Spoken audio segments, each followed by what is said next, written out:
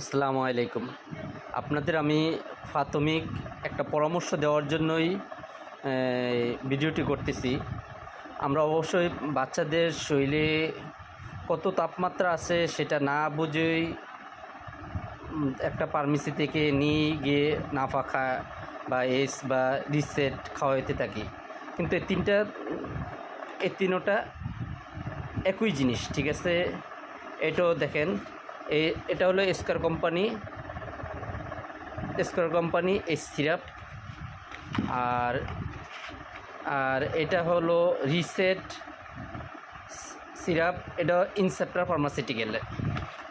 আর এটা হলো নাফা ভ্যাকসিনকো ফার্মাসিউটিক্যাল। তিনোটা ওষুধ তিনোটা একই জিনিস, তিনোটা প্যারাসিটামল গ্রুপেরই। কিন্তু অবশ্যই আমি যে জন্য লাইভে আসছি সেটা মূল কথায় চলে যাই। ভিডিওটি যে জন্য করতেছি, আমরা বাচ্চাদের ক্ষেত্রে একটু শরীরে গরম দেখলে একটা নাফা নিয়ে খাওয়াইতে থাকি, কিন্তু সেটা আমরা জানি না কেন যে নাফাটা নিয়ে খাওয়াই। কিন্তু অবশ্যই আমাদেরকে একটা থার্মোমিটার দিয়ে বাচ্চার শরীরের তাপমাত্রা পরীক্ষা করে তারপরে আমাদেরকে নাফা খাওয়ানো উচিত। যেমন আমাদের জানার দরকার, আমি আপনাদেরকে আজকে একটা পরামর্শ দিব কখন বাচ্চাকে নাফা খাওয়ানো যাবে। একটা সাধারণত আপনাদের প্রাথমিক একটা পরামর্শ দিই, কত ডিগ্রি সেলসিয়াস হলে জ্বর হয়। যেমন আমাদের স্বাভাবিক তাপমাত্রা হলো মানুষের 98.6। যখন এটা হলো স্বাভাবিক জ্বর, ঠিক আছে? আমি আপনাদের পাঁচটি স্তরের গুরুত্বপূর্ণ পরামর্শ দিব। পাঁচটি যেমন তাপমাত্রা, আমাদের শরীরের তাপমাত্রা 5টি স্তরের পরামর্শ দিব। যেমন প্রথমত হলো আমাদের স্বাভাবিক তাপমাত্রা হবে 98.6 ডিগ্রি সেলসিয়াস। আর মৃদু জ্বর, যেটা প্রাথমিক বলা হয় মৃদু, যেমন প্রাথমিক তাপমাত্রা 99 থেকে 160 ডিগ্রি সেলসিয়াস, এটা হলো মৃদু তাপমাত্রা।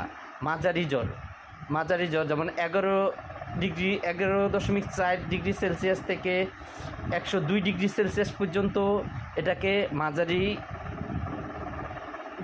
তাপমাত্রা বলা হয়। উচ্চ তাপমাত্রা বলা হয় 102 থেকে 160 ডিগ্রি সেলসিয়াস, এটাকে উচ্চ তাপমাত্রা বলা হয়। যেমন আরেক গুরুত্বপূর্ণ বা গুরুত্ব সহকারে আরেকটু বলি আপনাদের, যখন মাত্রাবিহীন জ্বর চলে যায় 105 ডিগ্রি,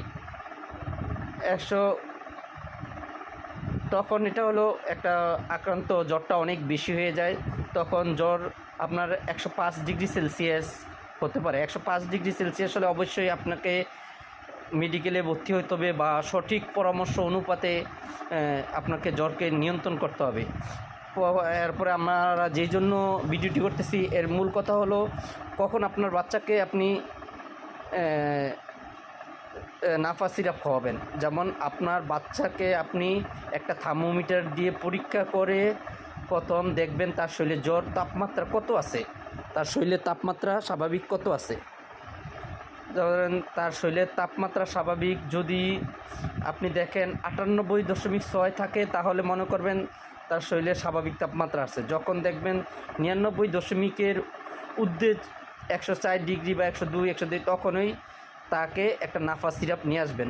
প্রথম অবস্থায় তার পরীক্ষা যখন দেখবেন 99.5 বা 101 বা 99, এরকম 99.5 চলে যায় বা 101 চলে যায়, তখন তার জন্য একটা নাপা বা রিসেট, এই তিনটা একই কোম্পানির যে কোনো একটা সিরাপ এনে তাকে তার বয়স মাত্রা অনুপাতে একটা ডাক্তারের পরামর্শ বা অভিজ্ঞ ফার্মেসির দ্বারা পরামর্শ নিয়ে তাকে নাপা খাওয়াতে থাকবেন।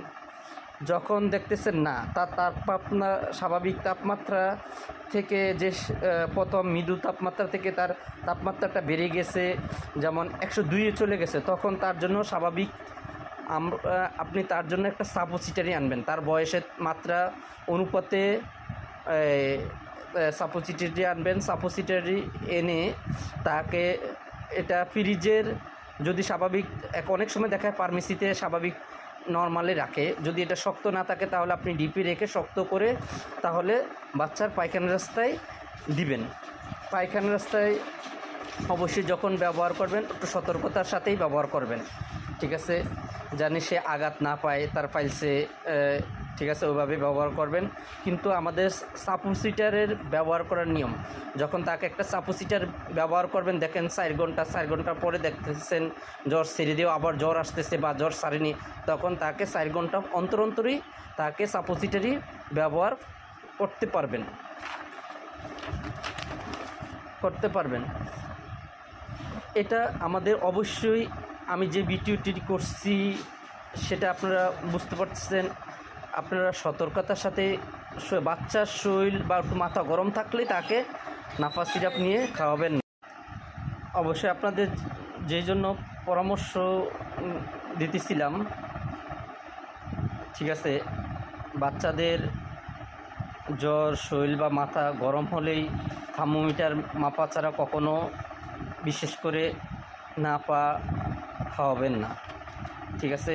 অবশ্যই তার একটা বাসায় যদি আপনার একটা ভালো থার্মোমিটার নিয়ে পরীক্ষা করে তাকে অবশ্যই নাপা খাওয়াবেন।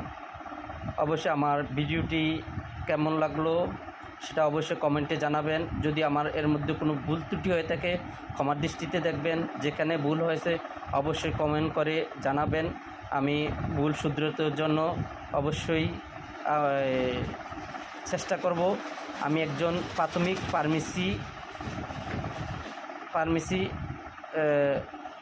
ডাক্তার, ওইরকম MBBS কোনো ডাক্তার না।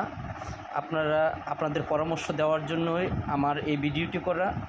আপনারা অবশ্যই একজন MBBS ডাক্তারের পরামর্শ নিয়েই ওষুধ খাওয়াটা অবশ্যই উত্তম।